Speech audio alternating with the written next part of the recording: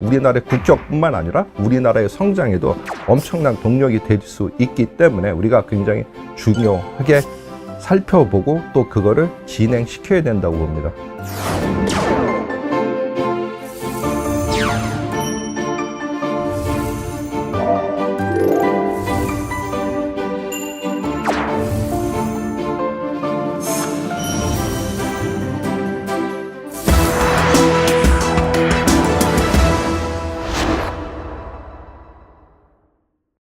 지금 이제 아프리카, 전 세계가 아프리카의 어떤 잠재력, 어떤 다이내믹에 대해서 관심을 많이 갖고 있습니다. 아프리카가 우리가 전 세계적으로 봤을 때 14억 인구고요. 그 다음에 전 세계 광물의 30%를 가지고 있고, 그 다음에 2021년도에 아프리카 전체가 아프리카 그 자유무역지대 협정이 체결돼 갔고요. 단일 시장이 됐습니다.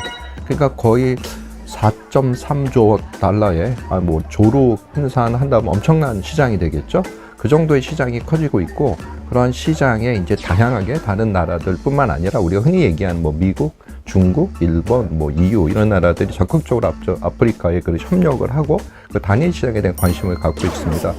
그러면서 우리가 그러한 분위기 속에서 이제 윤석열 정부가 들어오면서 아프리카에 대한 관심을 표력하게 됐고요. 그 관심의 그 일환으로서 아프리카에 있는 정상들을 초청해서 정치적 어떤 동반자로서의 합의점을 갖고 우리나라 경제 발전에 어떤 동력을 만들어낼 수 있는 그런 결정적인 어떤 스프링보드 역할을 할 수 있는 계기가 되지 않을까, 저는 거기에 큰 의미를 두고 싶습니다.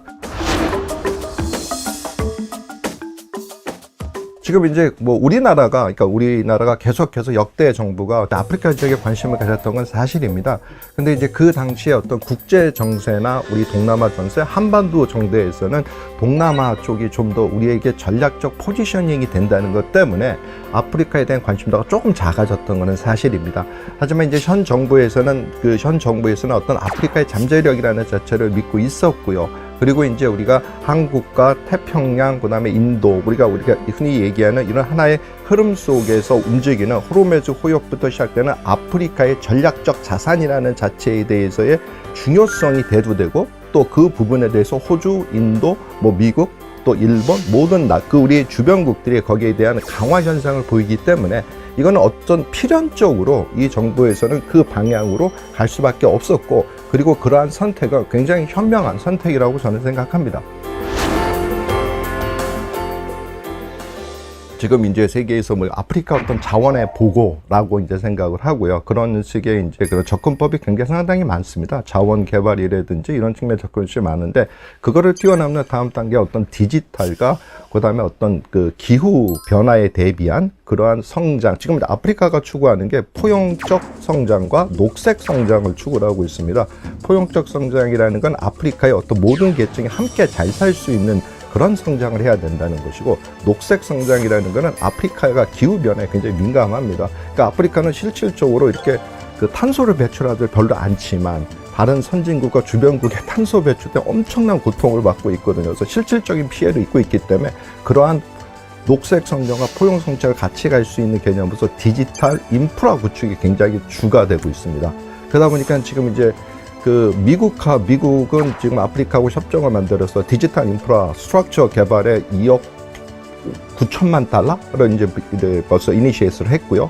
그 다음에 중국도 디지털 그런 어떤 브로드밴드 광역대 사업에 투자를 해서 아프리카의 광역대 사업의 절반 이상을 지금 중국이 벌써 가지고 있고요. 그 다음에 일본은 디지털하고 스타트업 쪽의 교육 프로그램과 IT 개발 협력 프로그램들을 강화하고 있습니다. 근데 이런 점에 우리가 좀 주목을 해야 될 필요가 있습니다. 자원 외교도 좋고 어떤 글로벌 사우스라는 개념에서 아프리카가 위치 매김하고 있는 위치 권력을 통해서 우리가 어떤 중간에서의 어떤 중재자 역할도 중요하지만, 우리가 가지고 있는 자원을 바로 아프리카가 좀 필요로 하는 자원하고 딱 맞는 부분이 IT와 디지털입니다.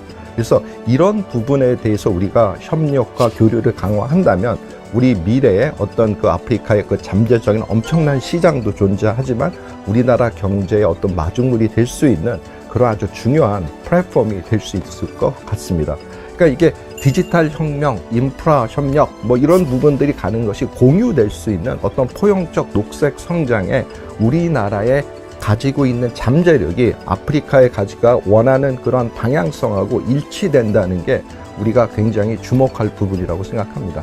이제 이것을 통해서 정치적 동반자 관계가 강화되고 그렇다면 아마 지속 가능한 파트너십이 계속해서 확장되지 않을까 생각을 합니다. 네, 아프리카가 우리하고의 이런 외교와 협력에 대해서 굉장히 긍정적이라는 거죠. 근데 우리가 다른 나라에 비교했을 때 그들이 우리에게 긍정적인 그러한 시그널을 주냐가 굉장히 중요한 것 같아요. 왜냐면 아프리카로 가서 제가 이제 거기서 많이 이제 경험하고 리서치라고 강의를 하다 보면 우선적으로 그들에게 공감대 형성하는 게 전쟁을 겪었고 식민지를 겪었다는 거죠. 그리고 전쟁과 식민지를 겪었는데 어떻게 그렇게 빨리 성장할 수 있었지? 그런 것들을 우리에게 전수해 줬으면 좋겠다는 게 가장 큰 것 같습니다. 그리고 또 이제 두 번째로 한류가 우리가 여러분들 생각하실 때 한류가 얼마만큼 파급되어 있냐? 굉장히 많이 파급되어 있거든요. 그래서 그 아프리카에 가면 우리나라 문화, 드라마, 그 다음에 뭐 우리 케이팝이라고 하는 거 굉장히 좋아합니다. 그럼 그 얘기는 뭐냐면 중국이 1대1로를 통해서 아프리카에 엄청나게 진출해서 인프라를 굉장히 확장을 시켰죠. 성장을 만들었다고 하는데 실질적으로 아프리카 사람들이 중국을 좋아하느냐? 그렇게 중국이 바라는 것만큼은 아닌 것 같아요. 왜냐하면 그들은 이런 하드웨어식의 접근을 하다 보니까 그들 아프리카 사람들이 원하는 인식에 긍정적인 신호는 주지 못했습니다. 그래서 중국이 그거를 지금 느끼고 공자학당을 만든다든지 중국 문화를 알려준다든지 이런 소프트웨어, 소프트 파워라는 개념에 접근을 하고 있거든요.